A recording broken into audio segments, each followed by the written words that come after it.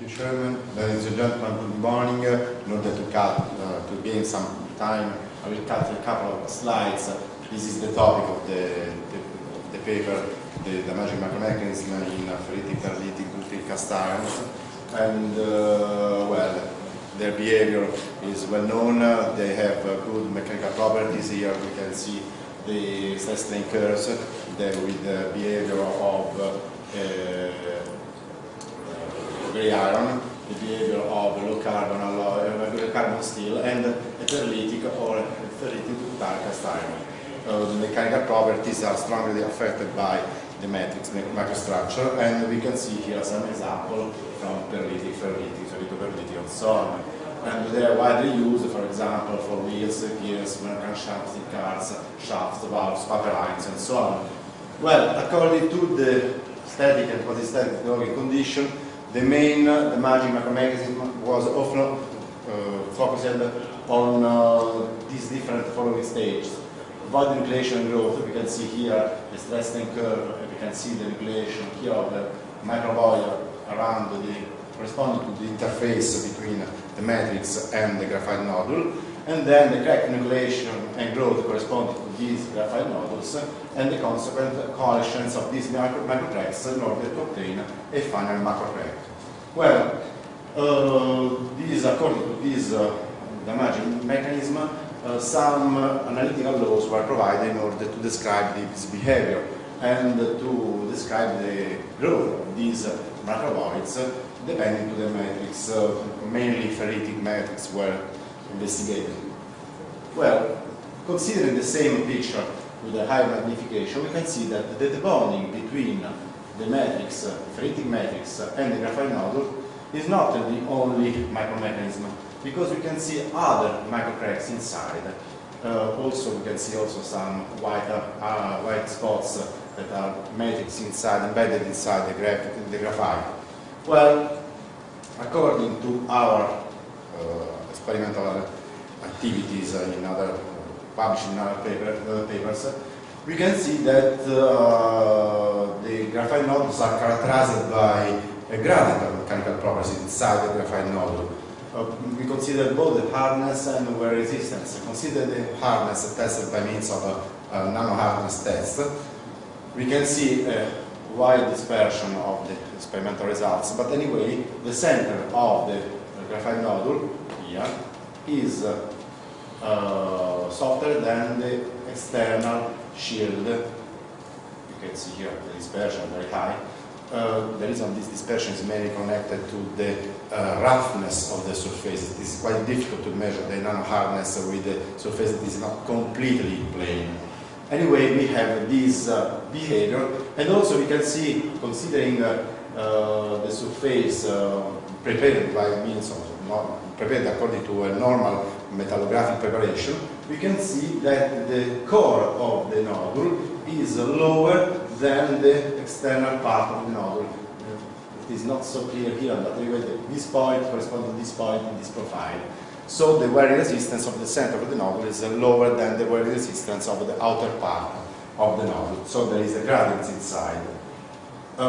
Here we can see some damaging mechanisms in different ductile cast irons. Here we can see a ferritic ductile cast iron. So this is the loading direction. This is the level of the stress strain in the stress strain curve. And we can see that maybe here it's more evident, but anyway also here there are some crack nucleates and growth inside the graphite nodules, in this case not corresponding to the interface between the matrix and the graphite nodule, but inside this nodule. According to our results, this interface corresponds to the transition between the softer part of the graphite nodule and the outer part with a higher hardness and wear resistance.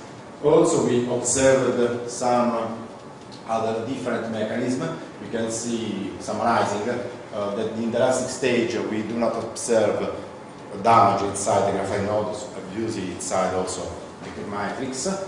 Pura, you can see pura, graphite nodule ferritic matrix debonding is only seldom observed.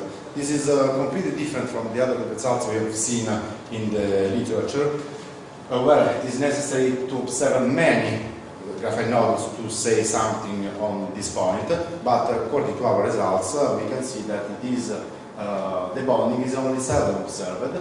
The most frequent mechanism is this sort of internal debonding inside the graphite nodule. We call this onion-like mechanism, and also we observed the initiation of the growth of cracks corresponding to the nodule center. We can see here something. This is the crack inside, probably corresponding to the nucleation sites during the solidification process. Considering the perlitic ductile cast irons, the situation is a little bit different, because we can say that we observe some cracks inside the graphite nodule already in the macroscopically elastic stage, and this damage developed during the tensile test with an increase of the damage opening the cracks, with the propagation of the cracks, and also with the nucleation of other cracks inside the nodules.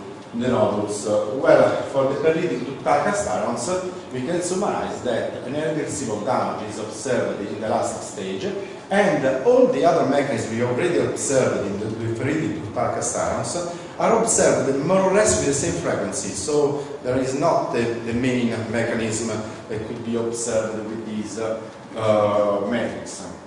Well, in this work, we consider the ferritic perlitic ductile cast irons with this chemical composition, more or less with 50% of ferrite, 50% of perlite. The microstructure is quite simple. Nodules of graphite. Around these nodules there is a sort of shield of ferrite, and the matrix perlite. This is more or less the description of the microstructure.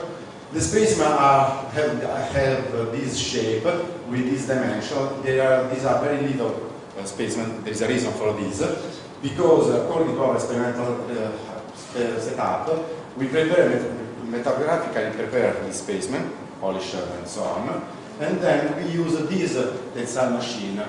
The tensile machine is this, and here you can see the tensile holder. This is the tensile holder with the specimen that is here. Well, during the tensile test, with this machine, we are able to stop the test, take the tensile holder, and put the tensile holder inside the vacuum chamber in a scanning electron microscope, and observe the specimen of the lateral surface with the load applied on the specimen. So we can see what happened during the test with a step-by-step approach. Well, according to this procedure, these are the main results. We can see that with these ferritic perlitic ductile cast irons, some damage is observed already in the elastic stage, the end of the elastic stage. We can see, not so clear here, but the way of the paper is more clear, a sort of debonding between the graphite nodule and the matrix. The matrix in this case is almost always ferritic matrix. And we can see here some cracks inside the graphite nodule, and these morphologies develop during the tensile test. But also we can see something else. We can see micro crack propagation during the increase of the strain of the applied on the specimen, with the cracks inside, with the bonding that became more and more evident. The bonding between this matrix and the graphite nodule. You can see here the shield around, the ferritic shield around the graphite nodule and the perlitic matrix. Here we can see also that for the plastic zone, some slip bands became more evident in the graphite, in the ferritic shield. But we can see also that an onion-like mechanism is also often evident. Here we can see the onion-like mechanism. The nodule core is really evident. This shape is quite peculiar of this kind of graphite of ductile cast irons, because here you can see a sort of double onion-like mechanism, because we can see the core, then a second shield, then we can see better, and then the outer shield of the graphite nodule.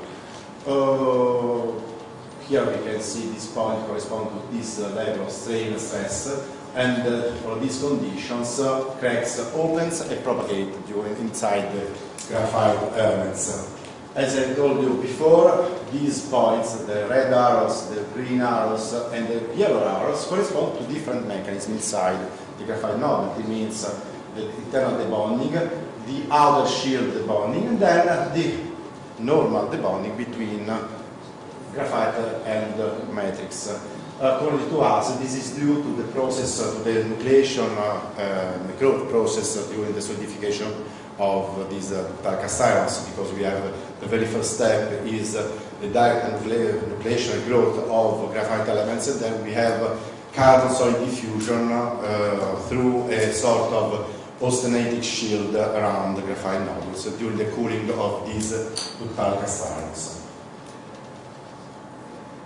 For very higher strain values, we have the crack initiation ferritic shields and also their propagation with the coalescence of the cracks and the final crack of the specimen. So this summarizes more or less the results we observed for ferritic, perlitic, and perlitic characteriz. There are some differences between them, quite evident. So it is clear that only considering the bonding between matrix and